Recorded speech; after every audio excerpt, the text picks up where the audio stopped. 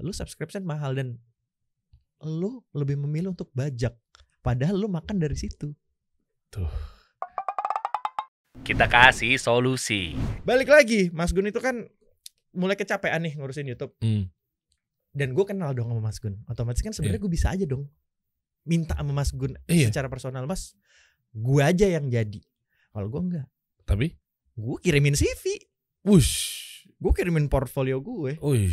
Gue kirimin CV, gue kirimin portfolio, dan gue nggak nge-WhatsApp Mas Gun sama sekali, bener-bener by email aja udah. Akhirnya 2 minggu berlalu gue sedih.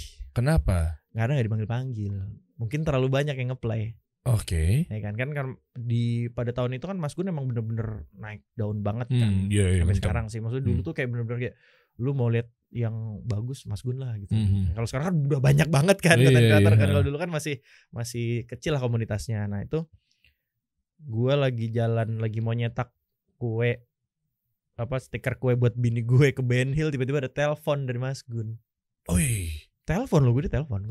Langsung Mas Gun ya? Langsung Mas Gun gitu kan. Oke. Gitu kan, Mas Nda gitu kan, dia manggil gue Mas Nda loh. Sampai detik ini, Mas Nda ternyata ngirim CV ya, gitu kan. Iya Mas. Kok nggak bilang-bilang? Iya nggak apa-apa, biar adil aja lah, gitu kan. Nating tulus juga, kalau emang keterima alhamdulillah, enggak gini. Iya nih udah lolos nih penyisihan, sekarang udah tinggal sisa 3 orang termasuk Mas Nda. Kapan bisa wawancara kedua? Wawancara pertama. Mantap. Oh yaudah Mas, gue lagi cabut nih, ntar pas kalau gue balik sore ini bisa gitu kan. Suruh aja, yaudah Mas Gun aja nih ke Ben Hill. Iya. Nyolot banget. Di tempat percetakan lagi, bukan ke rumah. Ngobrol nyebat gitu. Masih rokok soalnya, masih rokok. Itu ya. Alhamdulillah sekarang enggak. Udah enggak, bagus. Tolong dirubah juga ya. Insyaallah. Oke. Terus akhirnya keterima tuh, singkat ceritanya. Iya, ibaratnya dari seleksinya itu kan sisa 3 orang gue diwawancara kan. Online wawancaranya. Karena pandemi kan. Online segala macam. Nunggu lagi pas seminggu, sedih lagi, nggak ada kabar, kan nanti kabarin ya gitu kan. Nah pas gue lagi pergi juga ke daerah-daerah sana lagi, Ben Hill kan ngurusin kue-kuean terus kan, si bini kan. Itu telepon lagi. Kok di tempat yang sama? Jangan-jangan perjalanan yang sama. Iya, ke Ben Hill juga. Iya. Kok tahu Mas Gun ketika lo ada di Ben Hill dia tahu? Jangan-jangan toko percetakannya punya Mas Gun. Merasa diuntungkan ya kan? Gue harus angkat dia jadi karyawan gue gitu. Dia beli terus ke sini. Terus ditelepon katanya, Mas Nda, gue sih menimbang-nimbang kayaknya lo ya. Satu-satunya berarti? Dari 3 orang terakhir itu. Iya berarti diambil satu kan? Oke. Kayaknya lo ya Mas gitu kan. Oh gitu Mas gitu. Kapan bisa interview kedua? Ternyata bisa di interview kedua. Waduh. Mas gitu kan. Ya lo masih kayak disangka kayak perusahaan startup yang gede banget. Bisa Mas. Kapan? Ya sekarang bisa sih Mas, gue ke studio lu juga bisa kan, gue masih ingat studio lu mana. Waktu kan sempat jemput Mas Gun kalau lagi syuting kan, Mas Gun minta jemput gitu-gitu kan. Emang udah pasti gitu kan, DOP minta jemput dari PH segala macam.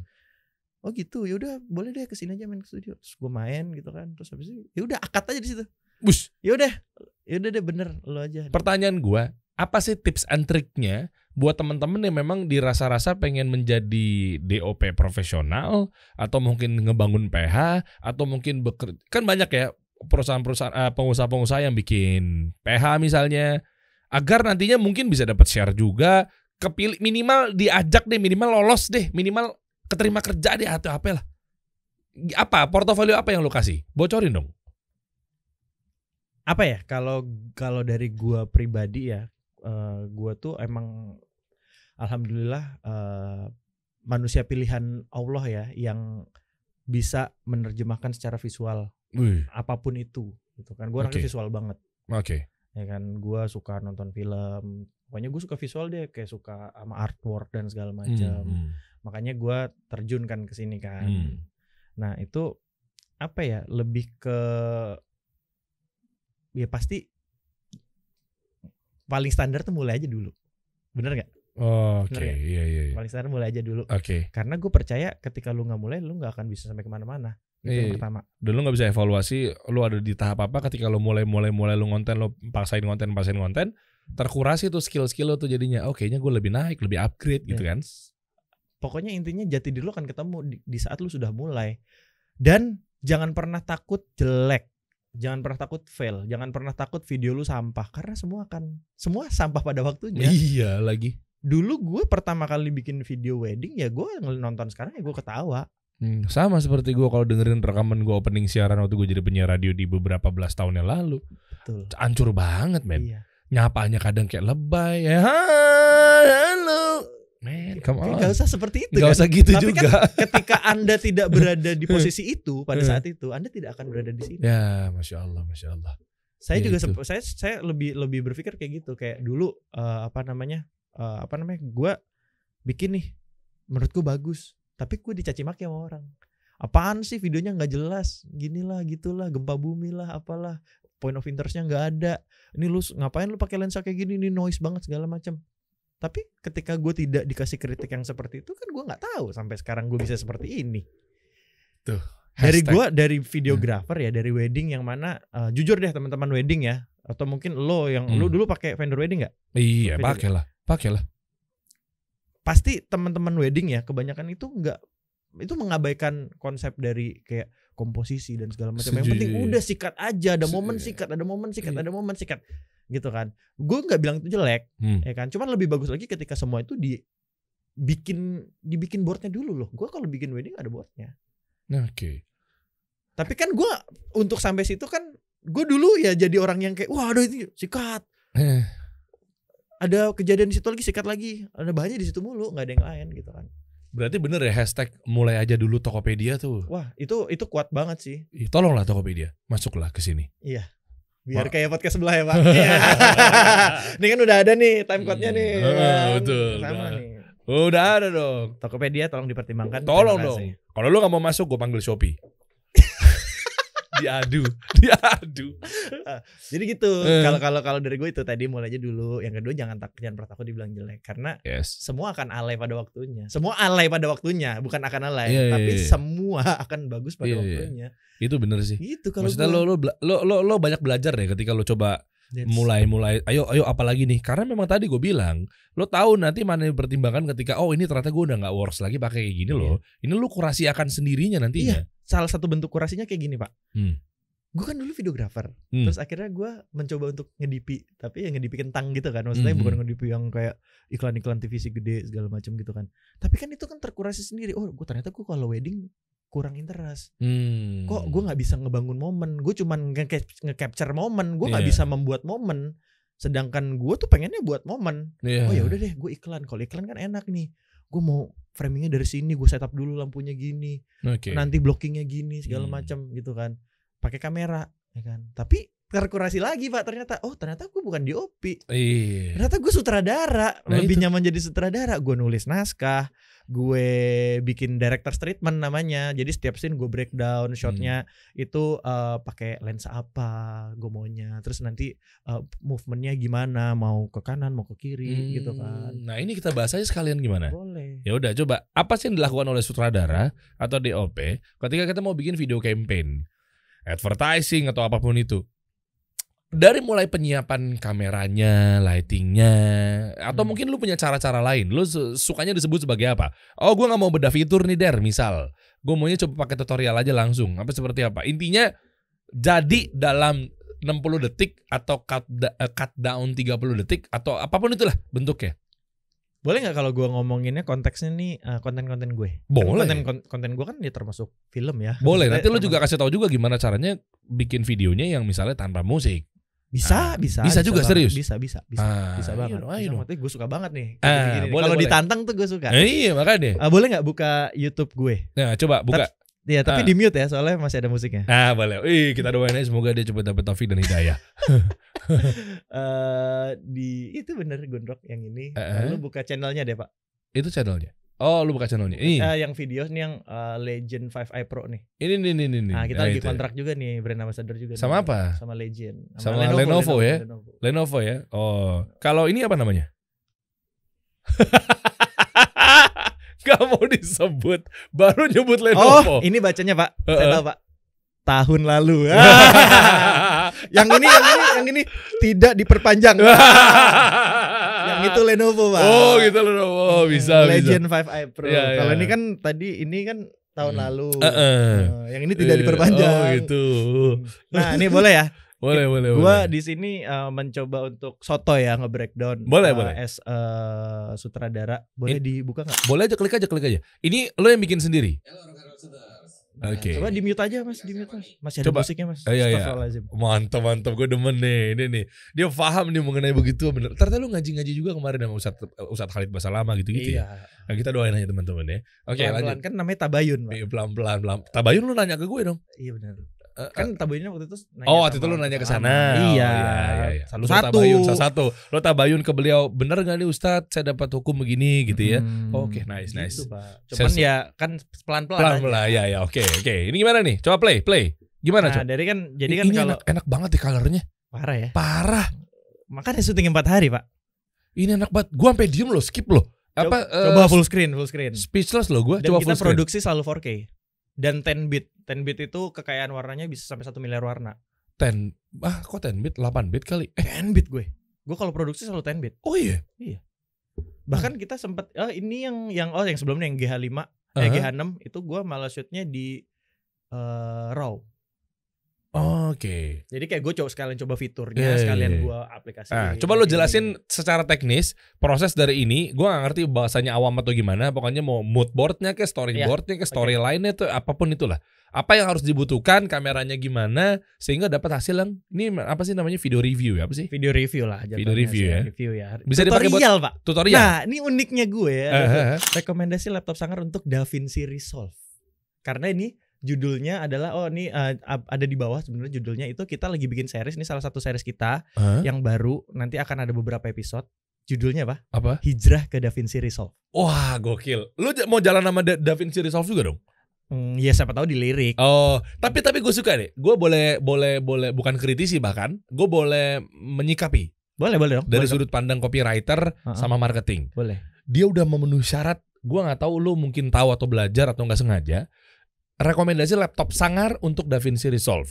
Dari mulai copywriting secara positioning itu udah tepat. Yes. Karena focusingnya tuh udah jelas. Kayak gue selalu bilang juga dari sudut pandang marketing, bagaimana cara bikin logo hanya menggunakan pixel lab. Itu kan positioning tuh. Lu tepat pada sasaran. Nah, lalu berikutnya lagi lu ada kata perangsang di situ, laptop Sanggar untuk menggugah mata, dan di sini lu lengkap dengan switching perspektif. Jadi nggak langsung rekomendasi laptop Lenovo untuk nggak gitu. Tapi lo switch dengan rekomendasi laptop Sanggar untuk DaVinci Resolve. Itu ada switching perspektif. Jadi perspektifnya nggak langsung nyebutin Lenovo-nya, tapi lo bilang laptop Sanggar. Nice. Nah, itu uniknya di bagus, kita ya. Ini kan selalu ada orang copywriter juga? Enggak ada, Pak. Cuman saya sama Mas Gun. Semuanya saya sama Mas Gun sih. Maksudnya walaupun saya kan lebih kreatif ya, kreatif director. Kalau Mas Gun kan teknis, director teknis kan. Iya. Nah itu kita tuh selalu tektok gitu kan, Mas. Kalau ini cocok nggak? Kalau ini bagus nggak? Mas, gue udah nulis ini nih, Mas. Lu mau benerin nggak? Gitu. Kalau Mas Gun, Mas enggak, gue punya draft kayak gini, lu bisa kembangin sampai mana segala macam. Tuh. Judulnya aja rekomendasi laptop editing tangguh. Iya benar. Biasanya orang langsung rekomendasi apa gitu kan. Oke, lanjut. Lucunya adalah konsep yang gue pakai nih, gue sebagai sutradara ya. Kenapa kita akhirnya ketemu sama Mas Gun tuh klop gitu, karena kita sama-sama punya visi, yaitu kita tuh nggak pengen hard selling ya, walaupun ini kan hard selling ya, ada barangnya segala macam. Tapi gue nggak bener-bener mau yang apa ya, ibaratnya nih lu beli nih laptop fiturnya ini gua unboxing bentuknya kayak gini, kayak udah biasa banget gitu. Semua juga gitu, bro. Semua juga gitu. Nah tapi gue di sini ngedrive-nya tuh lain. Tadi gue change perspektif dulu. Ya kan? Satu, DaVinci Resolve yang gue bawa. Adalah jawaban dari keresahan teman-teman yang sudah bertahun-tahun ya mungkin ya memakai Adobe. Khususnya Premiere Pro. Karena berbayar. Satu, crash terus. Iya sih. Bener gak? Walaupun lu beli yang ori, crash terus kan. Gimana yang bajakan, Pak? Iya. Asli. Berarti dia belum ada solusinya dong Adobe? Sejauh ini sih menurut gue tidak memberikan solusi apa-apa. Ngomongnya Adobe apa Adobe sih? Adobe kan? Si Adobe ini ibaratnya Resolve tuh adalah jawaban dari keresahan para editor ya. Gitu kan. Yang gue lihat kan, gue research nih sama Mas Gun gitu kan. Nah ternyata Resolve punya jawabannya, yaitu satu software NLE ya, non-linear editing, yang gak suka nge-crash. Masa sih dia gak suka nge-crash? Karena belum ketemu aja kali. Gak suka nge-crash, belum pakai ya? Gue sih enggak, maksudnya gue nggak tahu editor gue. Di mood pakai apa? Belum. Ntar habis itu nonton ini. Besok Jumat tayang episode 2. Oh gitu, oke. Nah, satu jawaban sudah terjawab, ya kan. Yang kedua, keresahannya apa lagi? Lo bayar subscription tuh mahal. Iya sih memang. Iya kan. Coba Iya. lu kaliin 12. Pakai kartu mahasiswa aja, murah. Iya, pelajar. Tapi kodeknya nggak lengkap, ya kan? Fiturnya nggak lengkap. Tetap dong ada pengurangan fitur dan segala macam. Iya. Sedangkan di DaVinci Resolve itu free. Dan lu bisa ngedit konten sampai 4K. Dan lu nggak di-endorse ini ya? Enggak, Oke. sama sekali. Yang mana? Kan yang endorse kan Lenovo-nya, Pak. Iya betul. Bukan yang ini, Iya, tidak diperpanjang. Nah, itu pertanyaan kedua, kasus kedua, keresahan kedua adalah lu subscription mahal dan lu lebih memilih untuk bajak. Padahal lu makan dari situ. Tuh. Berarti lu dapat sayang banget. Iya, berarti lu dapat penghasilan yang haram. Iya, secara agama kan gitu kan. Iya kan? Bajak. Iya. Lo kalau nggak ridho gimana yang punya brand? Iya. Terus? Iya kan, udah gitu kan ya mudaratnya banyak lah Pak, nge-crash itu sendiri gitu kan. Itu mungkin gara-gara diazab, gara-gara bajak tuh ya kan. Lah iya benar. Kalau gue aware gitu kan, kayak gue juga subscription juga banyak gitu, kayak langganan TV atau segala macam, siaran-siaran yang kayak misalkan ya olahraga segala macam gitu kan. Maksudnya menurut gue itu worth it kok untuk dibayar gitu kan. Iya. Nah cuman ini ada loh pilihan yang lu bisa pakai gratis dan fiturnya lengkap banget. Oke. Oke. Tapi kalau udah butuh kebutuhan yang lebih advance lagi, lebih pro lagi, lebih profesional lagi ya lu beli yang pro. Tapi kan nggak subscription, lu cuma beli aja 5 juta. Oh putus ya? Iya, seumur hidup. Lu mau upgrade sampai kan sekarang DaVinci Resolve 17. Oke. Mau sampai DaVinci Resolve 832 juga lu bisa upgrade kan, update kan. Oke. Itu makanya gue bikin tajuknya sama Mas Gun adalah hijrah ke DaVinci Resolve. Oh, ini ngeri kalau kalian udah halal, gitu iya benar. Kalau kalian udah bersuara seperti ini, konten kreator pada pindah loh. Insyaallah, pengennya itu. Asli kita pengen banget ngegeser ya, karena enaknya di DaVinci Resolve. Yang ketiga keresahan dari Adobe Collection adalah ketika lu mau ngedit grafis, lu mau ngedit timeline, lu mau ngedit foto atau lu mau ngedit vektor, aplikasinya beda-beda dan semuanya bayarnya beda-beda. 150.000 satu biji. Lu kaliin aja. Ngerti ya Dim ya. Misalnya kalau kita mau ngasih ini masukinnya ke Adobe Illustrator dulu. Pindah ke Illustrator ya. Iya, terus masuk lu masukin ke timeline nih. After Effects gitu ya. Ke After Effects gitu kan. Habis lu After Effects kan di dynamic link dulu ke mana namanya? Ke Premiere Pro supaya bisa muncul, daripada lu ekspor kan berat tuh nanti makan space juga. Bisa dia saling ini. Ya kan. Itu kan namanya round tripping kan. Iya. Round tripping workflow-nya muter aja gitu. Oke. Dan itu nggak efektif dan mahal. Iya dia pinter lah, orang bisa bikin brand arsitektur sekelas Adobe. Harus kalau gini harus ngambil di Photoshop, kalau gini harus ngambil ke Illustrator, AI ke AI, kan cuan juga ujung-ujungnya. Iya makanya nggak efektif di pembayaran ya Pak, makanya saya bilang. Oh iya. Karena kan subscription-nya beda-beda. Nah sedangkan lu beli DaVinci Resolve 1 kali seumur hidup, lu bisa semua. Lu grafis bisa, lu grading bisa, lu musik bisa. Astagfirullah. Emang boleh? Kalau kita nggak boleh. Iya kan ada Fairlight. Kan saya cuma ngejelasin fiturnya aja. Pak. Oh iya. Kan musik bukan musik Pak. Sound design. Okay. Bukan sound design, bukan. Gitu. Bukan kambing domba dong. Iya. Oke, lalu itu ada satu, jadi all in one. Nah ini yang gue bahas ini kan baru pengenalannya kan tentang si alasan pakai DaVinci Resolve tuh kenapa? Yaitu alasan gue berhijrah kenapa? Di sini kan ada nih narasi gue. Alasan kami di We Rock Studio berhijrah ke DaVinci Resolve karena tadi yang gue bilang subscriptionnya pembeliannya lebih murah, terus yang di sana crash, bla bla bla segala macam. Yang sana crash. Emang iya ya crash ya Dim? Sering Pak. Sering kan? Jangan bilang kadang-kadang Pak. Ini sampai keluar nih Pak. Ini research saya loh Pak. Iya. Oke. Tapi kan balik lagi, kita sebenarnya ini video apa sih? Review barang kan Pak? Iya, kok review seniat ini sih? Nah, gue nggak ngerti lu ngeribetin diri sendiri deh. Tapi mungkin Lenovo-nya nggak sebayar segede itu. Justru karena segede itu. Tapi gini. Jadi kan ini kan lagi hype banget nih DaVinci Resolve. Ya gue ngambil pasarnya dong, orang-orangnya nih. Maksudnya penontonnya kan pada nyari DaVinci Resolve. Kan? Tapi yang pada minat ke DaVinci Resolve belum tentu minat sama Lenovo. Oh iya. Terus gue kasih tahu di sini, DaVinci Resolve ini kan ada pro ada cons. Consnya DaVinci Resolve ini karena dia aplikasi all in one.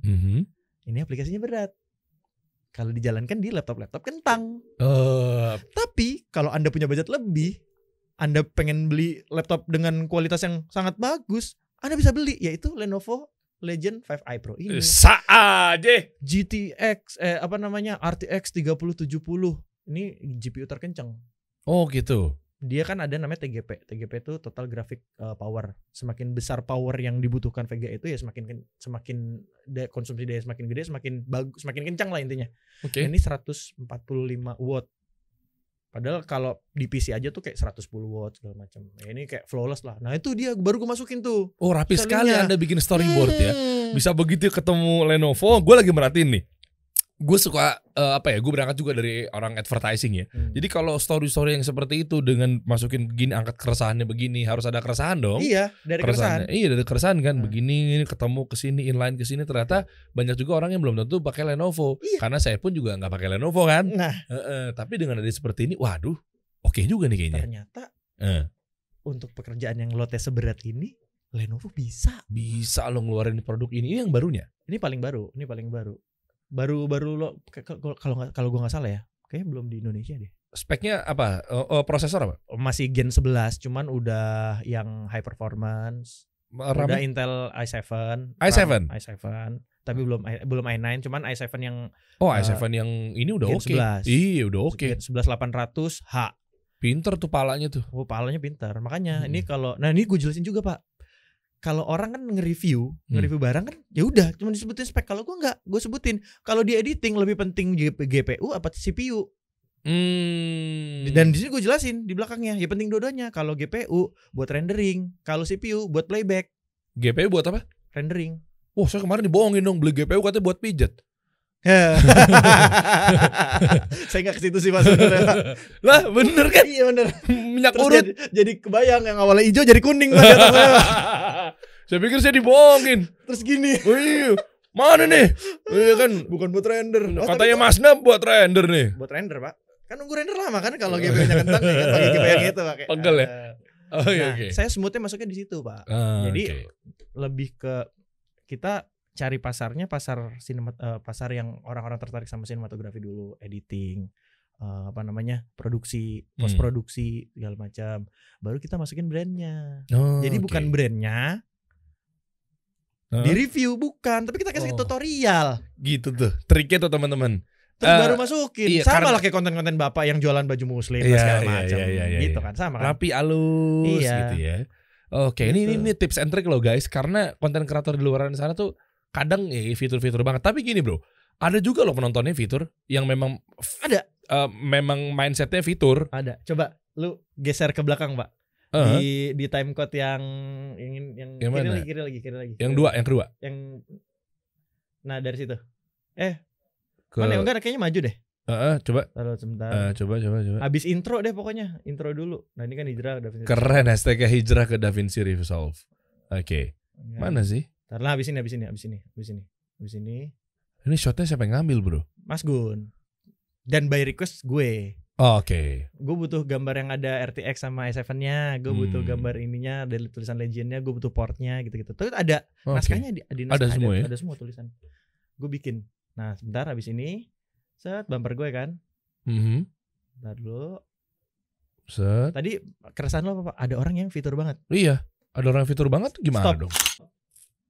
Silakan skip warning ya. Silakan skip video ke 0931 menit ke 931. Oke, untuk langsung ke review Lenovo Legion-nya. Tapi lebih baik nonton video ini dari awal saya. Keren. Jadi gue punya 2 penonton Pak. Keren. Gue punya 2 penonton. Orang yang interestnya sama DaVinci Resolve, sama orang yang emang bener-bener aduh gue pengen nyari laptop deh. Tapi kata orang tuh Legion 5i Pro bagus. Nyari deh gue Legion 5i Pro. Kok keluar Mas Gun nih? Apaan? Oke. Pas lihat intronya segini. Oh ternyata dia emang nge-review laptopnya juga, bukan ngomongin DaVinci Resolve. Ya ini oke banget sih disclaimer ini ya. Kalau lu pengen kesana ya udah lu silakan kesana skip. Menit ke 9 gitu kan. So, oke. Nice. Nah yang episode 2-nya itu premisnya adalah kan jadi ada fitur di DaVinci Resolve itu media pool namanya. Lu buat backup data, buat ngorganize data lu lah. Oke. Nah, lu untuk ngorganize data itu kan lu kan biasanya backup dari kamera nih ke laptop pakai card reader terus segala macam. Iya, atau enggak kalau gua kan pakainya udah SSD tuh kamera gue. Oke. Ya kan? Oke. Itu kan ada colokan Thunderbolt 4-nya. Uh-huh. Nah, di episode 2 gue bahas Thunderbolt 4 sampai puas. Oh, Di sini gue cuma bahas GPU sama CPU. Di episode 2 gue cuma bahas portnya doang. Di episode 3 nanti gue akan bahas yang lain lagi. Oh, nice.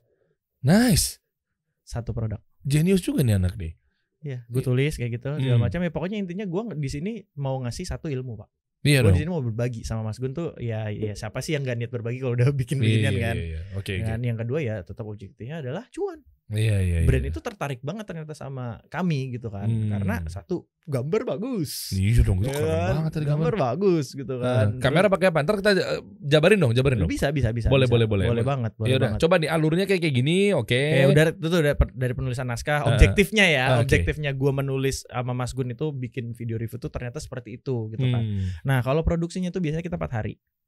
Apa sih? Lo boleh dijelasin nggak? Boleh. Apa aja speknya ya. atau alatnya? Boleh. Jadi selalu ada sih kita tuh selalu nulis di kolom description itu kita alat lenongnya apa. Kita sebutnya alat lenong. Perlengkapan lenong. Nah, itu kita tuh syuting 4 hari. Ya kan? Hari pertama tuh biasanya kita syuting talking head.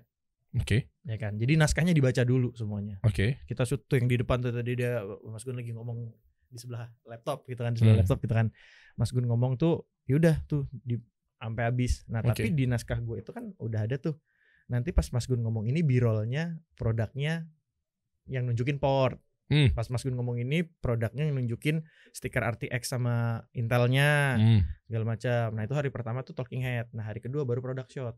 Oke. Nah, product shot. Nah, kita tuh biasanya kan kita kameranya Lumix semua. Ya kan. Kalau talking head tuh kita biasanya pakai S1H, S1H, S1H. Ya kan.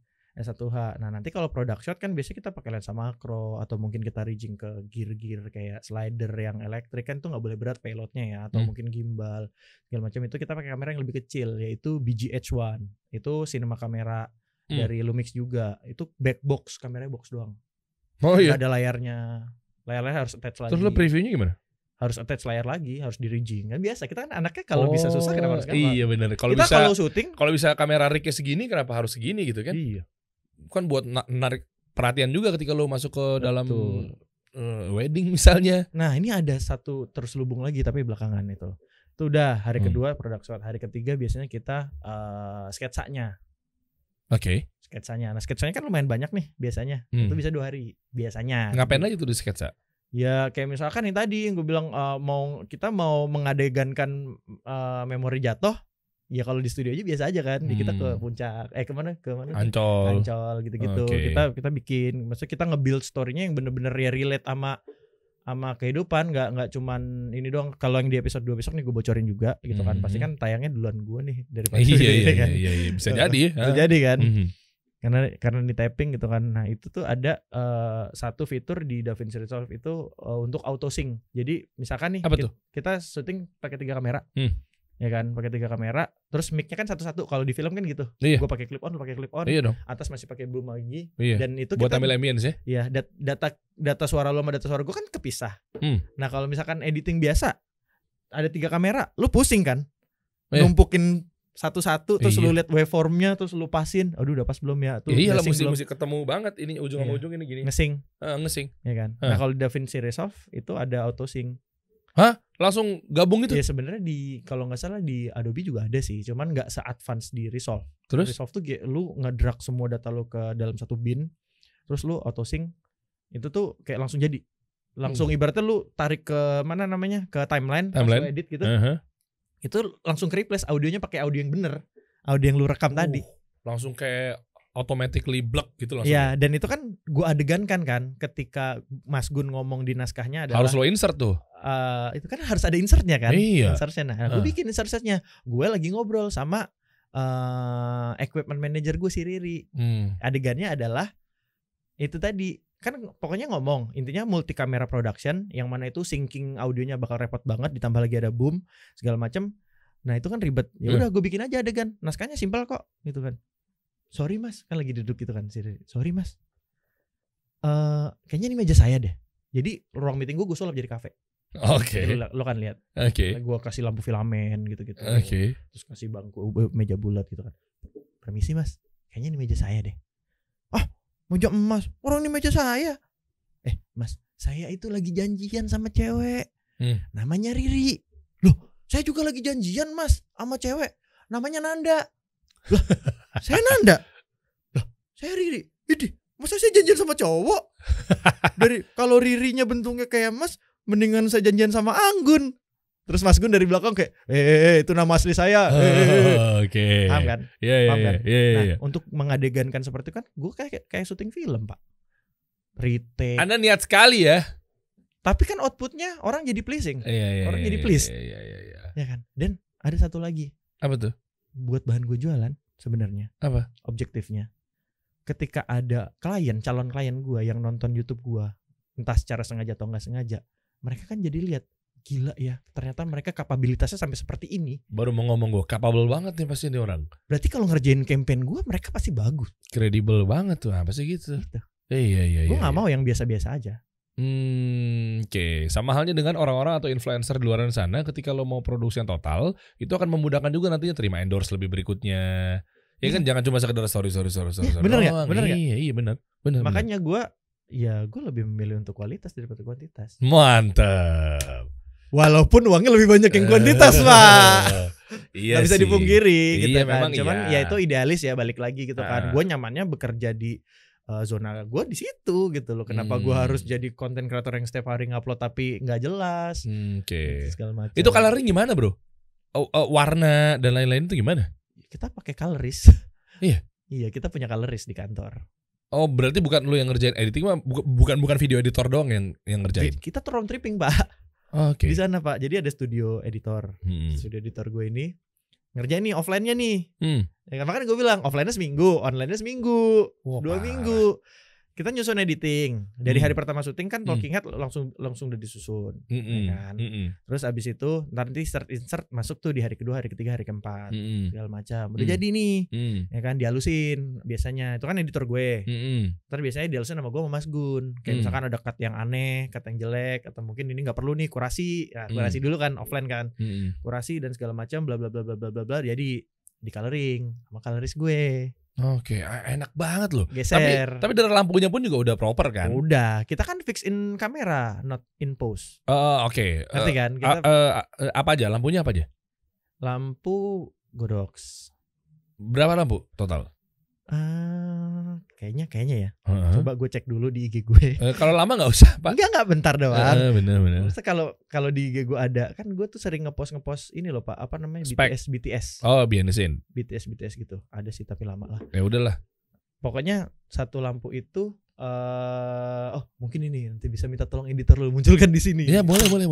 Coba lo yang ngomong Pak, karena harusnya Bapak. Oh iya benar. Nanti saya kasih kirim fotonya gitu. Tadi kamera udah clear ya? Udah. Kamera berapa kamera? Kamera ada banyak Pak. Tergantung, tapi yang dipakai kan kita kan selalu satu. Enggak, yang ini yang buat ini aja deh, yang Lenovo tadi, Lenovo. Yang roll satu. Yang roll satu. Jadi walaupun gue multi kamera itu, kamera pindah-pindah.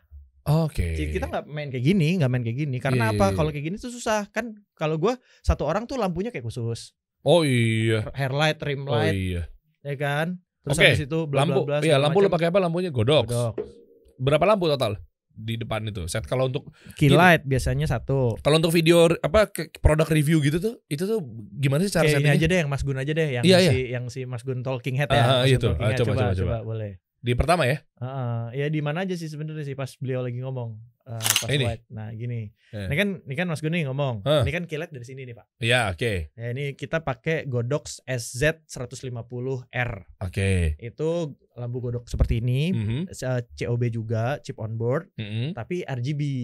Oke. Ya kan. Tapi RGB. Nah itu satu. Jadi bisa diwarna-warna ini ya. Terus abis itu Bapak lihat di rambutnya Mas Gun ada kilau-kilau yang memisahkan antara Mas Gun dan background. Iya nah, ada. Kita pakai hairlight. Itu kita pakai Godox FL150. Nembaknya berapa persen tuh kalau gitu? Kan nggak boleh kenceng banget kan? Yang di hairlight nggak boleh kenceng kan? Iya, tergantung lagi Pak, balik lagi. Tergantung ambience-nya di belakang, kita ada pakai praktikal apa aja gitu-gitu kan. Semuanya dihitung. Oke. Lalu terus juga di kamera kan kita nggak ngubah segitiga exposure kalau di kamera, kalau di film. Oke, shutter udah pasti setengahnya 2 kalinya FPS. Kalau pakai 25 ya berarti 50. Atau enggak pakai shutter angle 180 derajat.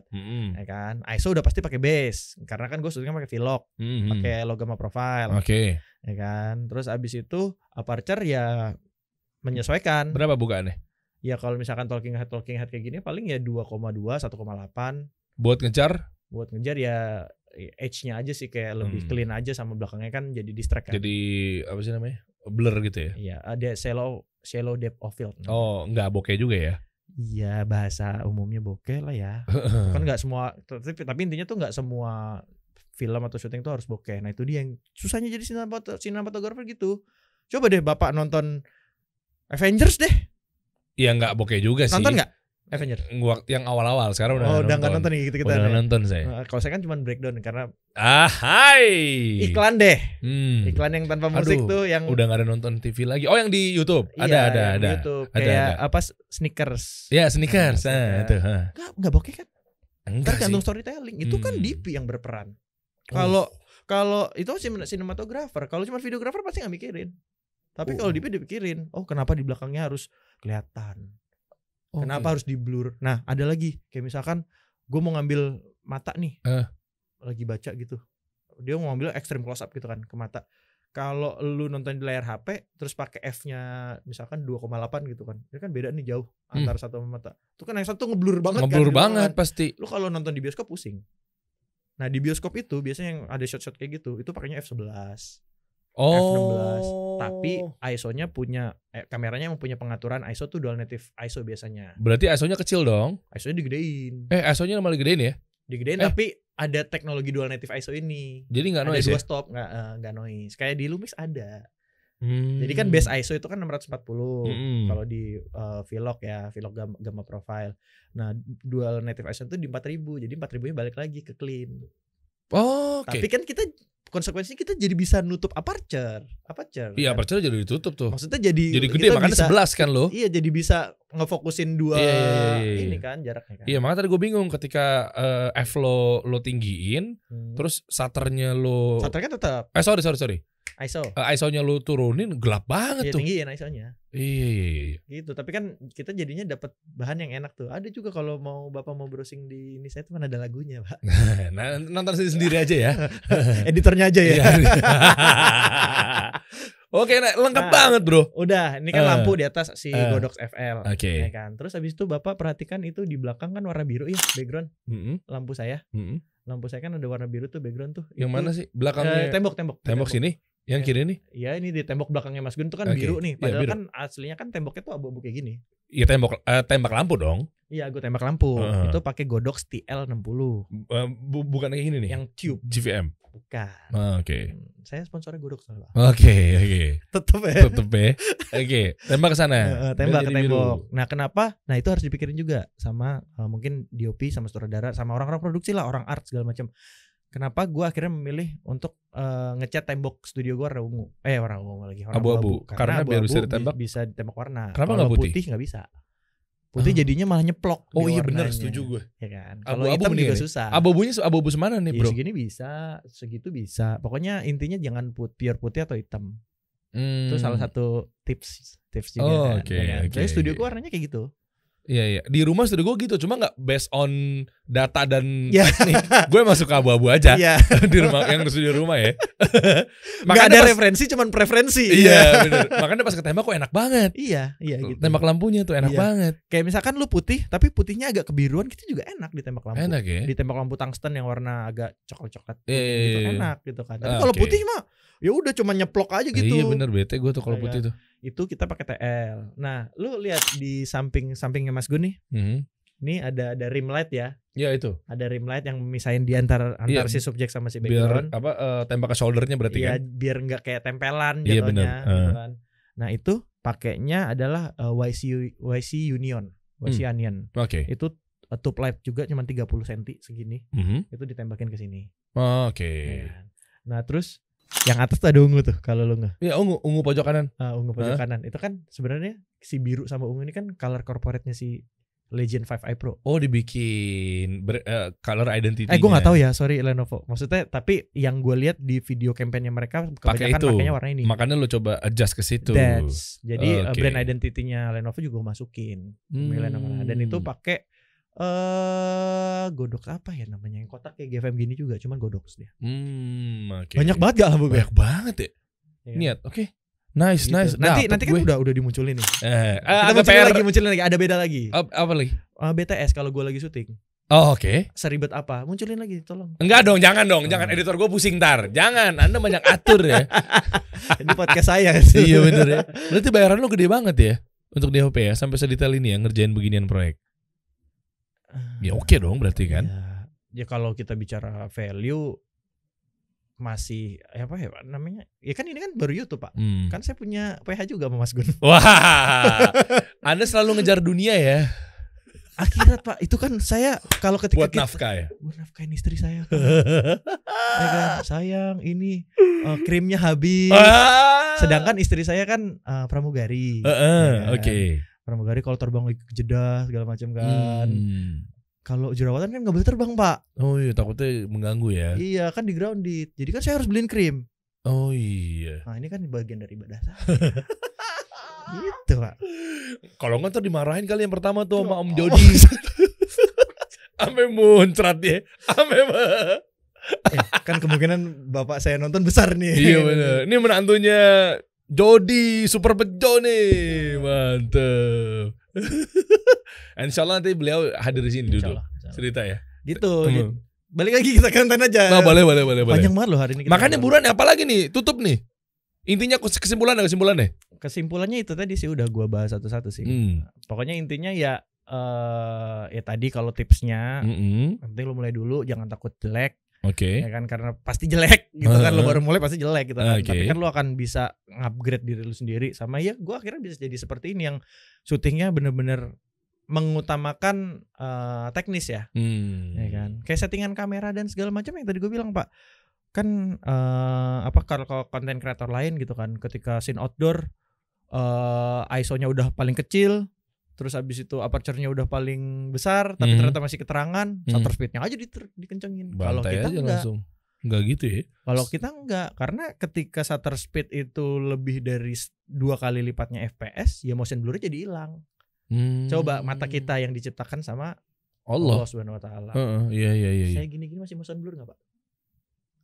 Iya hilang. Ada motion blur kan? Ada di sini. Buret-buret kita. Nah, di kamera kalau lo pakai settingan 2 kali lipat FPS, ya itu yang kelihatan. Jadi kalau lu misalkan gue pakai 25 FPS, kan gue pasti settingnya 1/50 tuh shutternya. Iya. Ya kan? Iya. 50 tetap mengangkat ya? 1/50. Oh, karena 2 kalinya dari FPS ya. 2 kali FPS, 1/50. Itu gak akan gue ubah. Gue mau itu terang banget. Enggak patah-patah dong. Enggak ya? Itu dia motion blur. Yang kita kejar kan motion blur. Semua film kayak gitu, Pak. Oke. Di bioskop selalu pakai itu. Tapi kalau di bioskop biasanya kalau kamera-kamera advance apa pro level kan pakai shutter angle. Tapi perhitungannya sama. Ya. Nah, cuman ada nih konten kreator di luar sana yang kayak ya udah 1/4,000-in aja. Biar ngakalinnya tadinya biar aman. Ya, biar exposure-nya jelas. Cuman kan taunya ya jadinya nggak ada motion blur, jadi kayak kelihatan semua, lu nggak realistis ibaratnya. Lu mengabaikan hukum yang udah diciptakan sama Allah gitu. Lu ngeliat itu udah motion blur kan. Iya. Masa lu mau hilangin? Masa jangan iya. Masa lu mau hilangin jadi nggak realistis dong. Iya, karena dia ngejar shutter speed itu biar tetap kelihatan, Bro. Niatnya begitu, niatnya. Tapi harusnya jangan dihilangin ya. Bukan. Harusnya tetap biar ngeblur ya. Biarin ngeblur. Kan pertimbangannya adalah exposure kan tadi kan. Kalau lu lagi outdoor di luar sana, kalau lu pakai 1/50 kan keterangan. Iya. Jadi kan lu harus geser kan sampai full kan. Sampai 1/4,000 dan segala macam. Sedangkan ya gitu tadi perhitungannya. Nah, kalau gue enggak, tetap 150. Cuman gue tambahin ND filter. Oke. Berarti bisa dibilang lu berarti udah DOP kelas. Pak, jangan DOP, Pak. Apa? Lu bilangnya apa? Saya sekarang udah sutradara, Pak. Wow. Kita kasih solusi.